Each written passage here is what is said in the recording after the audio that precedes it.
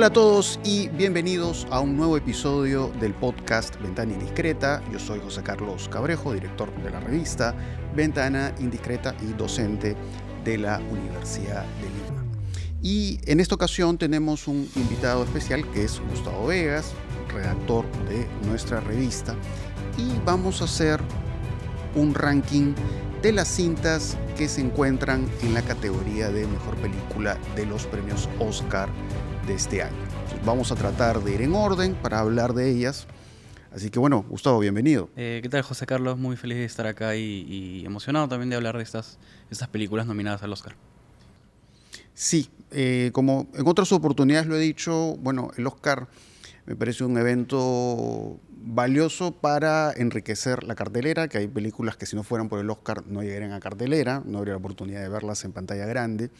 Pone foco en films que son realmente atractivos, pero la verdad que nada más. O sea, creo que mil veces prefiero muchas de las películas que no pasan por el Oscar o que tienen un paso mínimo nulo por el Oscar y que de pronto han tenido, digamos, mayor reconocimiento en algunos festivales, ¿no? Y eso a propósito de lo que se puede ver en Semana del Cine, en el Festival de Lima, en otros festivales que se pueden dar en la capital.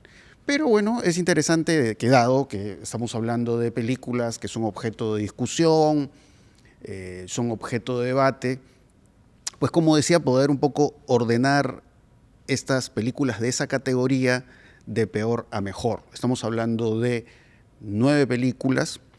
Entonces yo creo que lo que podríamos hacer es lo siguiente, ¿no? Es hablar de las 5 películas que están en el fondo de nuestra lista, ¿no? O sea, cuál sería, entre comillas, la peor, la menos mala, o digamos que es mejor en calidad con respecto a la que nos parezca más baja, y después hablar de nuestro top 4 de la categoría mejor película del Oscar. Entonces, si tú tuvieras que dar una lista de tus 5 películas del fondo, ¿cuál sería? Creo que al fondo podría, Emilia Pérez.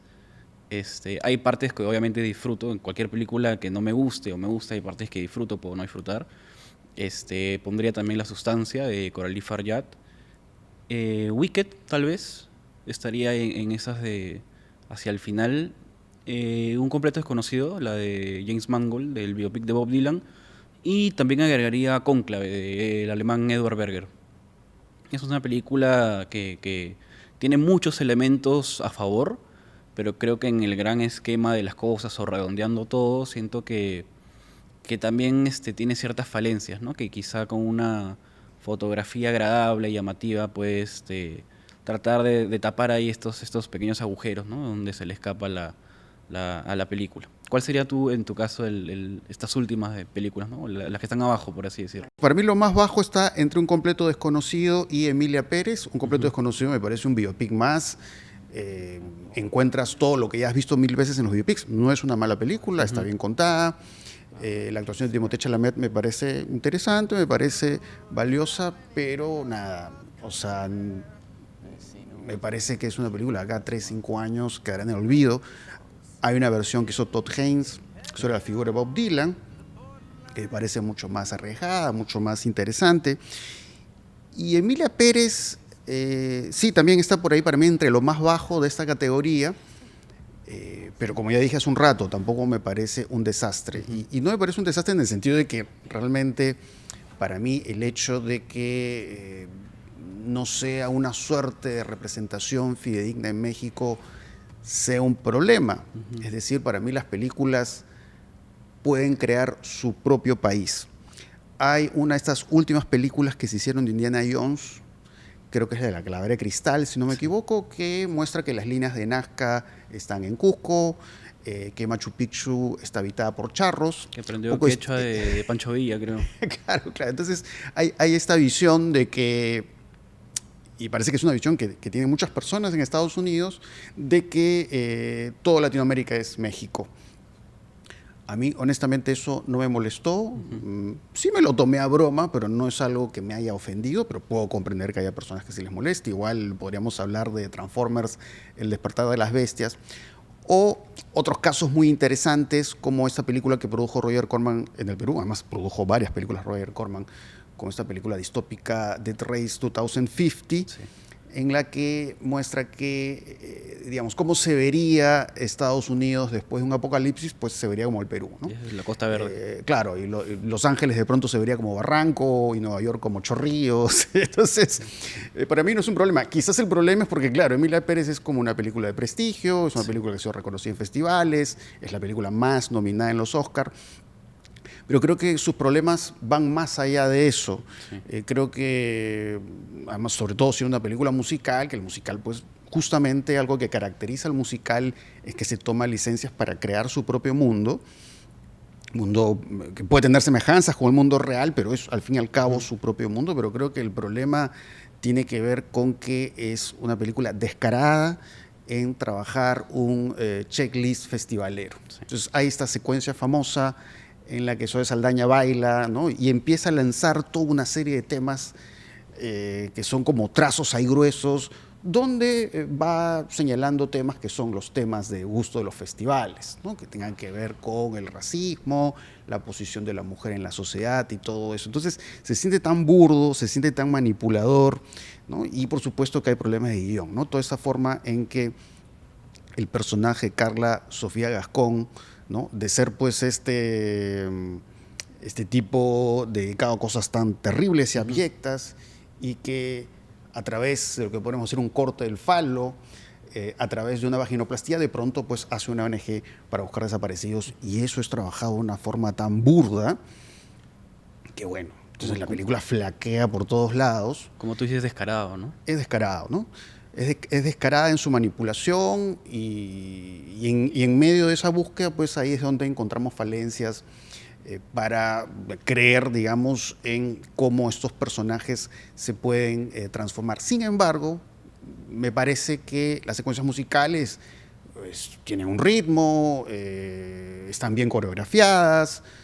Hay esta escena en la que el personaje Emilia Pérez está con su hijo, y hay estas imágenes con luces verdes que, claro, fotográficamente me pareció impresionante y logra comunicar, digamos, ese vínculo de afecto que tienen con el hijo, pero claro, son como valores aislados Sí.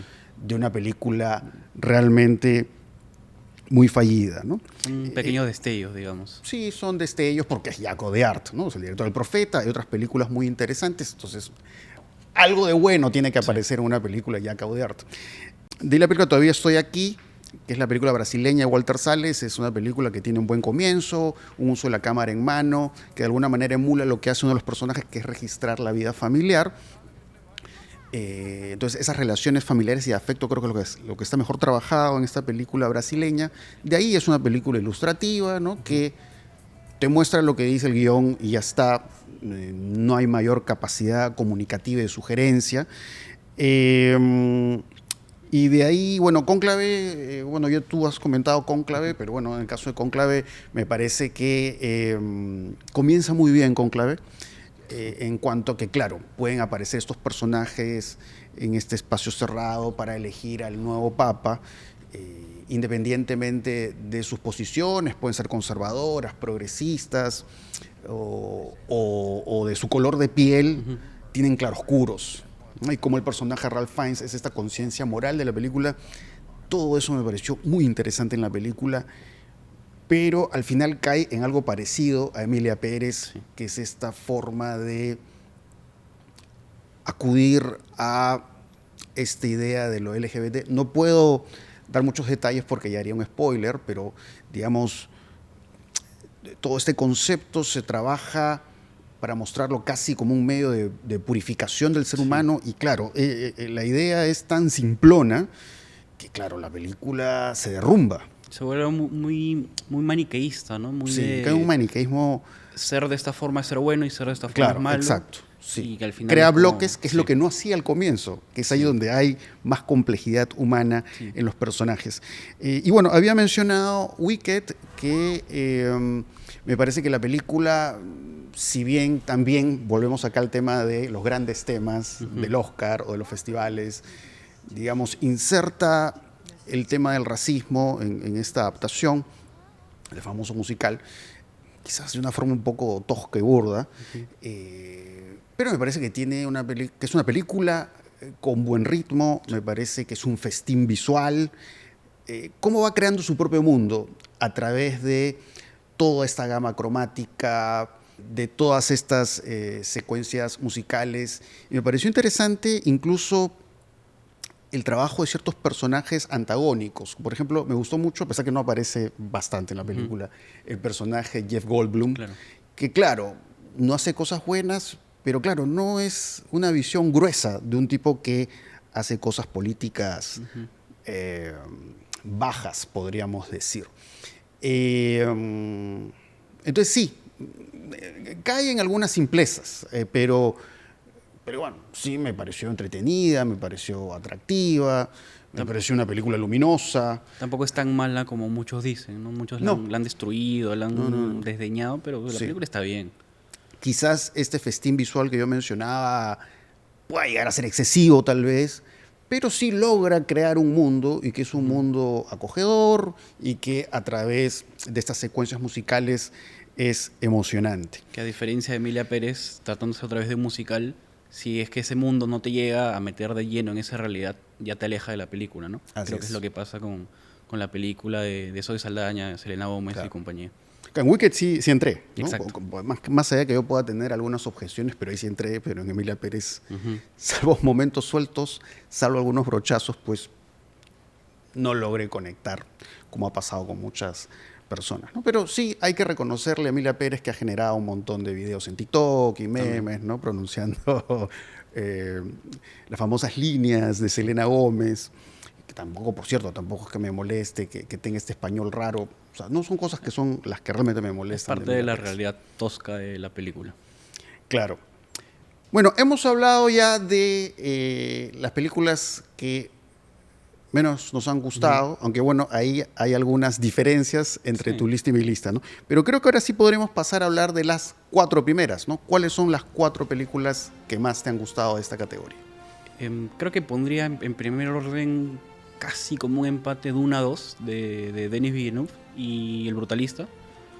De ahí podría poner también Nickel Boys, que no ha sonado mucho, es una película que me parece muy bien lograda, pero no ha sido como muy comentada o muy puesta a la misma altura que las otras, ¿no?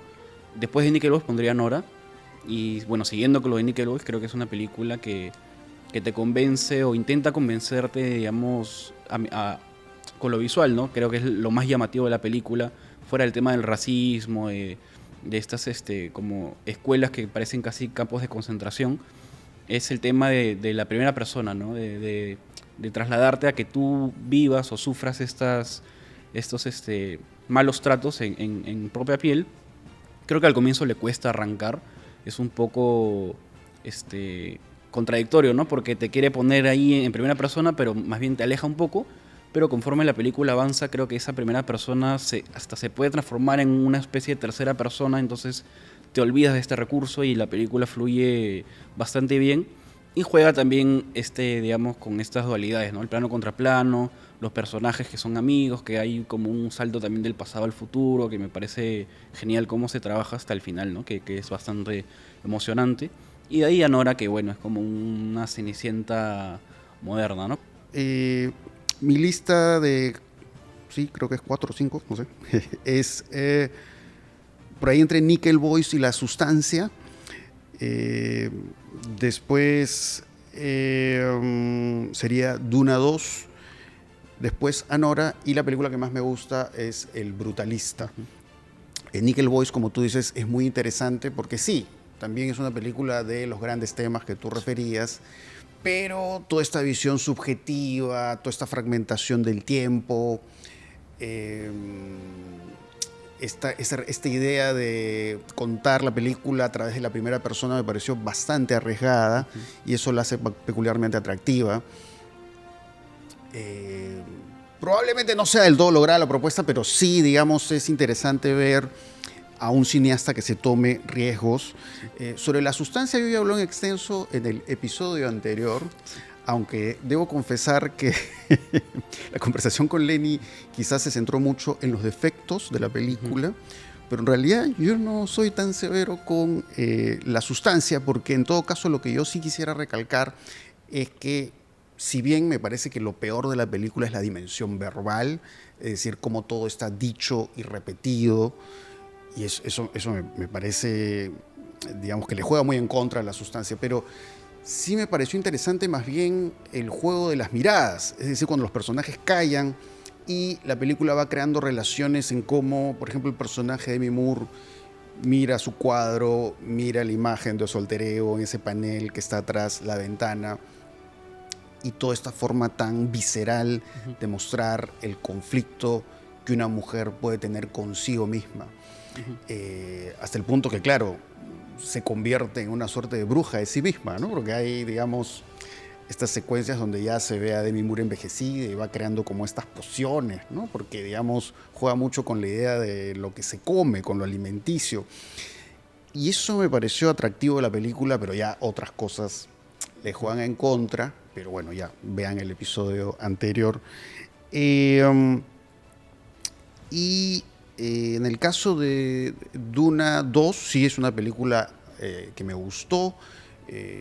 Me gustó cómo trabaja las secuencias de acción, que hay una suerte de concepción geométrica, Sí. ¿no? De plantear el escenario y cómo se van dando estas batallas. Es una película trepidante.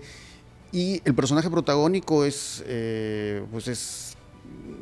delgado, ¿no? Parece frágil, pero a la vez es el Mesías, ¿no? Y creo que es esa como visión como delicada de la fisonomía de Chalamet, que además también está presente en la película de Bob Dylan. Sí, me gustó más en Duna que en la de Bob Dylan.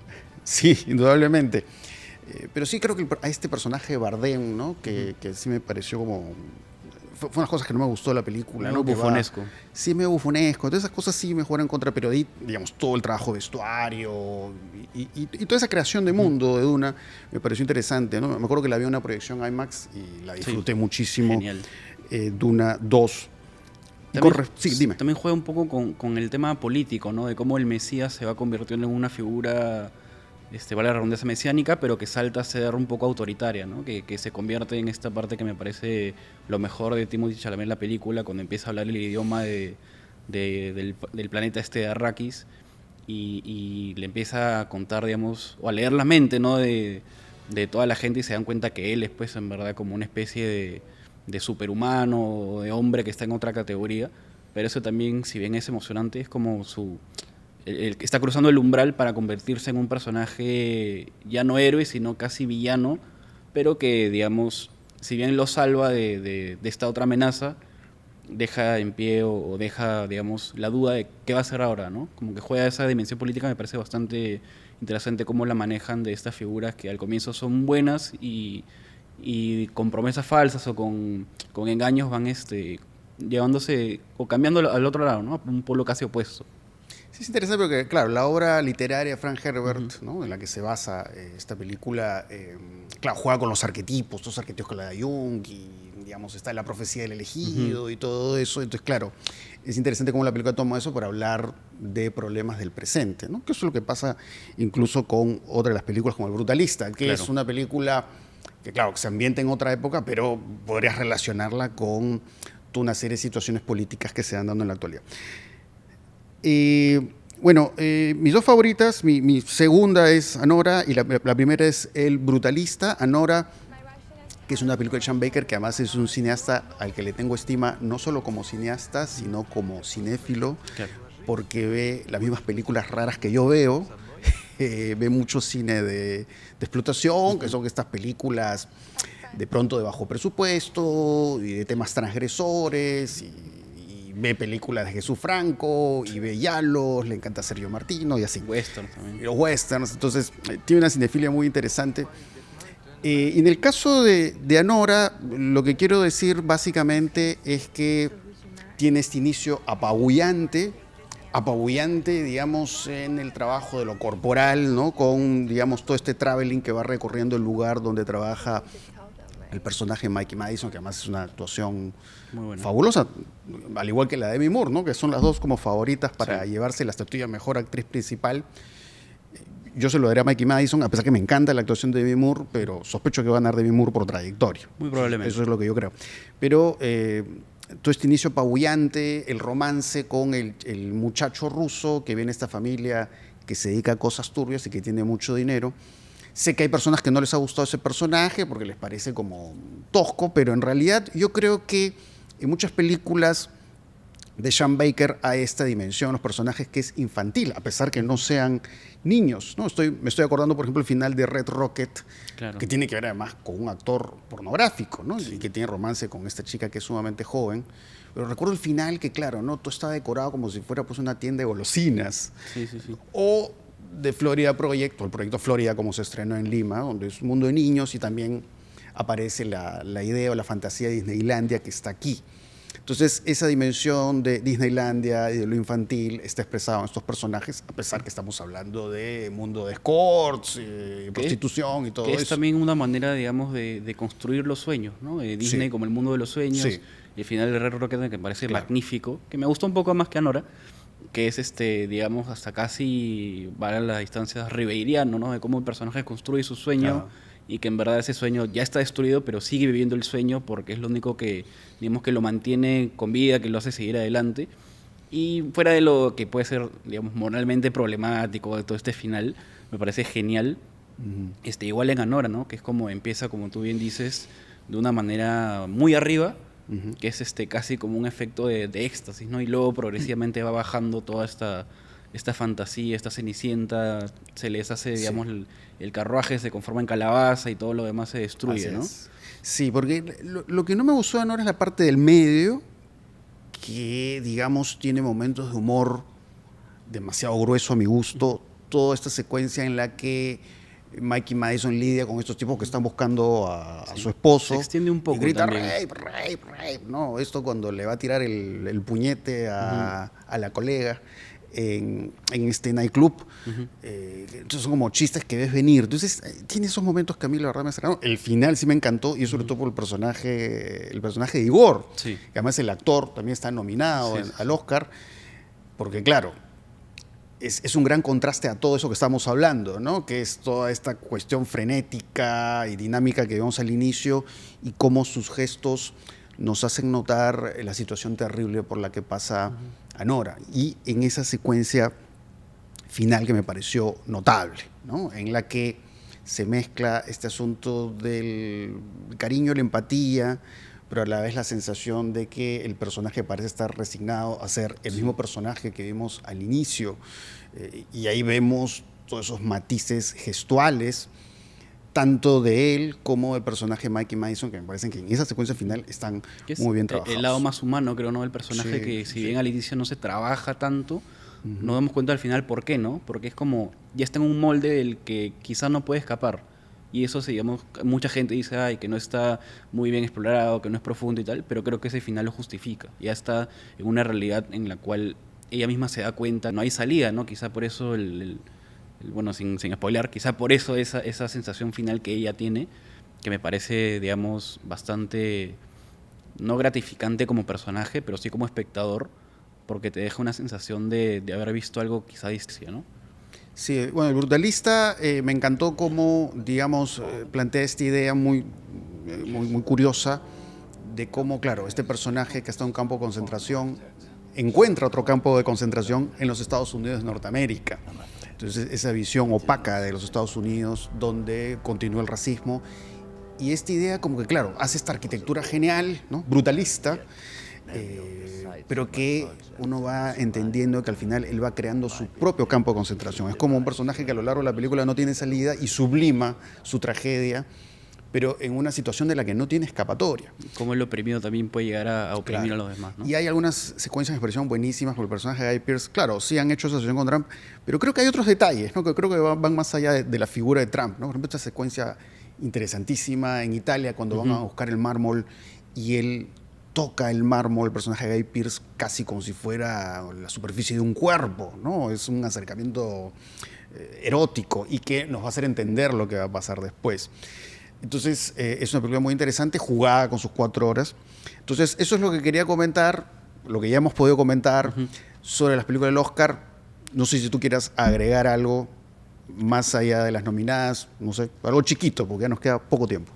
Quizás sobre lo que me hubiera gustado ver, ¿no? Entre las nominadas, me parece, si bien ninguna de sus 2 películas, hablando del italiano Luca Guadagnino, si bien ninguna de estas 2 películas que sacó, que es Challengers y Queer, me parecieron, digamos, deslumbrantes. Sí creo que tienen ciertos aspectos que tal vez las hubiera podido esperar entre las 10 películas, ¿no? La actuación de Daniel Craig, por ejemplo, en Queer, la música en Challengers.